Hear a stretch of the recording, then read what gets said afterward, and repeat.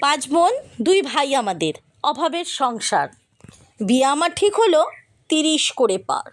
সবাই বলল খোঁজ নিয়ে, সম্বন্ধ খুবই ভালো। ছেলে ভালোই, দেখতে ফর্সা, কিন্তু তোর রং তো কালো। বিয়ের পরে গেলাম চলে, বরের সাথে বহুদূর। মনের ভিতর কেমন জানি হচ্ছে চুরমাচুর। এরপর বছর ঘুরতেই হলো আমাদের ছেলে। ছেলেকে নিয়েই মত্ত হলাম সকল অশান্তি ভুলে। এরপর ধীরে ধীরে আমার প্রতি অত্যাচার বাড়ল। প্রতি রাতে ফিরে আমায় চাটু দিয়ে মারত। এরপর বিয়ের যখন 17 বছর পার, অত্যাচার আর সহ্য হলো না, ছাড়লাম সংসার। ছেলে আমি দুজনেতে বাইরে থাকি এখন।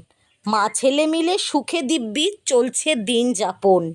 এখন আর প্রতি রাতে মারের ভয় কেঁপে ওঠে না বুক। আমরা থাকি আমাদের মতো, সে তার মতো থাকুক।